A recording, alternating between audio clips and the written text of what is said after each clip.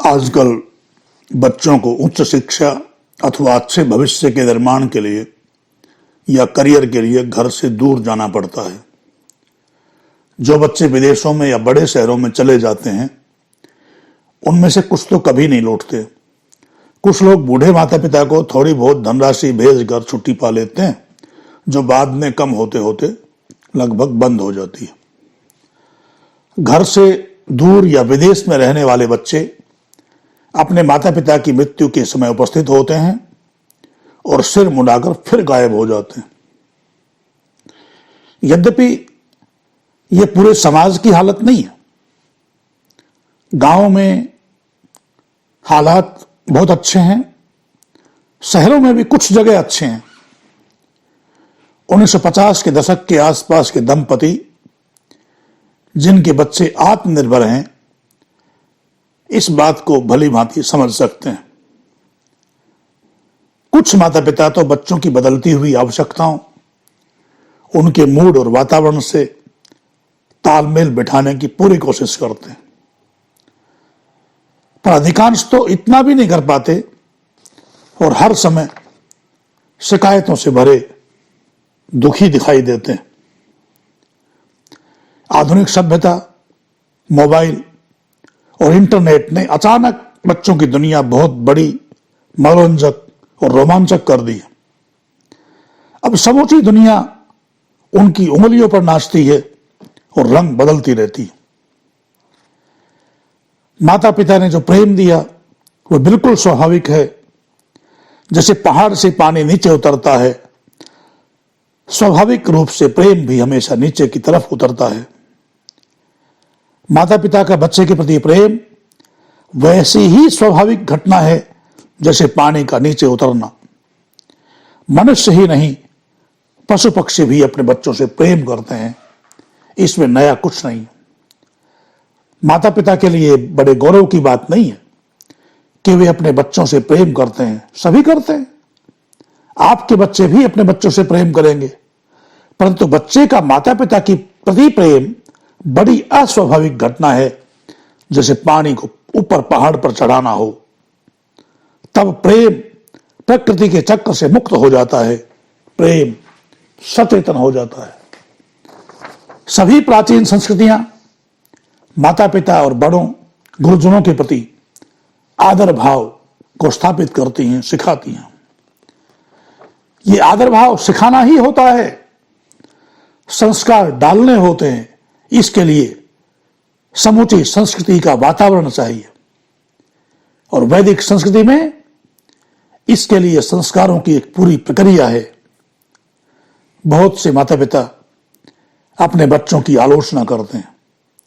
उनकी आलोचना मत कीजिए, उनसे बहुत अपेक्षाएं मत रखिए। वे अपने समय से मुठभेड़ कर रहे हैं, उनका साथ दीजिए, उनको सुनिए, उनके साथ हंसिए, उनकी नजरों से उनकी दुनिया देखिए, उन्हें समझने की कोशिश कीजिए, उन्हें उतना अवकाश और आजादी दीजिए। हर समय सवालों के कटघरे में मत टांगिए। यह लगभग हर मनुष्य की समस्या है। उसे लगता है कि दूसरा उसे नहीं समझता। भारत के लाखों परिवारों में पति पत्नी के एक दूसरे के साथ रिश्तों में कड़वाहट बढ़ती जा रही है। उनका दम घुट रहा है, वे साथ रहने में नरक महसूस करते हैं और अधिकतर तो समाज में बदनामी के भय से अलग होने का साहस जुटा नहीं पाते। बहुतों के न्यायालयों में मुकदमे चलते रहते हैं अलग होने के लिए। हर व्यक्ति के भीतर महान बनने या महत्वपूर्ण होने की प्रबल इच्छा होती है। इस बलवती आकांक्षा को हर कोई पूरा नहीं कर पाता। अनेक मनोवैज्ञानिकों का मानना है कि कुछ लोग महत्वपूर्ण होने का एहसास कराए जाने के लिए किसी भी हद तक जा सकते हैं और पागल भी हो जाते हैं। इनमें बहुत से तो पागलपन की अवस्था में ही उस महत्व का अनुभव करते हैं जो उनको वास्तविक जिंदगी में नहीं मिलता। मानवता के अस्तित्व के लिए रिश्ते बेहद जरूरी हैं, परंतु उन्हें बहुत लचीला होना पड़ेगा। क्योंकि वैदिक परंपरागत संस्कार अब नहीं है, संयुक्त परिवार भी अब नहीं रहे, जो हैं वे बिखर रहे हैं। इसलिए पति पत्नी के रिश्तों को भी, बहू बेटी के रिश्तों को भी, दोस्ती के रिश्तों को भी और सभी प्रकार के सामाजिक पारिवारिक रिश्तों को भी लचीला होना पड़ेगा। कोई भी सामंजस्य एडजस्टमेंट के लिए तैयार नहीं है। जितना खींचेंगे उतना टूटेंगे। बेहतर है डोरी अपने हाथों से गिर जाने दें, तभी ये पतंग अपने आप आसमान पर उड़ती हुई नजर आएगी। वर्तमान में व्यक्ति का इतना विकास हो गया है कि एक का व्यक्तित्व दूसरे से मेल नहीं खाता। इसलिए उस दूसरे व्यक्ति के नजरिए को भी समझने की कोशिश कीजिए। आत्मसम्मान, आत्माभिव्यक्ति किसी भी मनुष्य की सबसे बड़ी आवश्यकता होती है। सुनिए, अच्छे श्रोता बनिए, केवल अपने नहीं दूसरे की पसंद को भी जानिए, समझिए।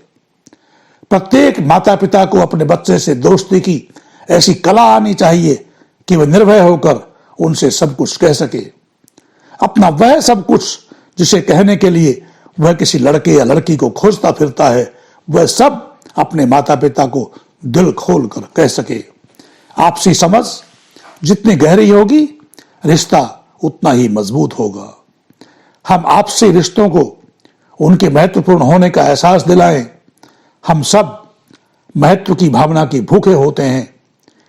पति और पत्नी के बीच झगड़ों का मुख्य कारण होता है प्रशंसा का अभाव, परंतु हमारी रुचि तो आलोचना में होती है, क्योंकि इससे हमारा अहंकार पोषित होता है। हम अपने किसी भी नजदीकी रिश्ते को यह बताने की जरूरत ही नहीं समझते कि हम उसकी भावनाओं को समझते हैं और उसकी हमारे जीवन में महत्वपूर्ण भूमिका है। केवल प्रशंसा और महत्व दिए जाने पर ही साधारण सा रिश्ता भी असाधारण सुगंध से महकने लगता है। प्रशंसा की लालसा प्रत्येक मनुष्य के भीतर है। हम ये भूल जाते हैं कि सराहना और तारीफ भी भोजन जितनी ही जरूरी है। आत्मसम्मान के लिए प्रशंसा के कुछ शब्द संगीत का काम करते हैं। सामने वाले की आत्मा तरंगित हो उठती है। विचार कीजिए, जब हम दो पौधे एक साथ लगाते हैं तो वे मिलकर बढ़ते हैं और मजबूत होते हैं। उनकी जड़ें साथ मिलकर मिट्टी की गुणवत्ता को बढ़ाती हैं। इसे ही सहकारिता या अंग्रेजी में सिनर्जी कहते हैं। अपने रिश्तों के साथ भी यही हमें करना चाहिए। मिलकर बढ़िए और एक दूसरे को मजबूत बनाइए। आप अकेले रहकर जी नहीं सकते, कोई भी अकेला रहकर नहीं जी सकता। मिलकर गाएंगे तो जीवन में संगीत पैदा होगा और इस संगीत पर हम आप से आप झूमते ही झूमते चले जाएंगे। इति ओम शम। जय भारत। गणवंतो विश्वमार्यो। सब्सक्राइब कर लें ताकि नई नई ज्ञान की बातें आपको नियमित प्राप्त होती रहें। धन्यवाद।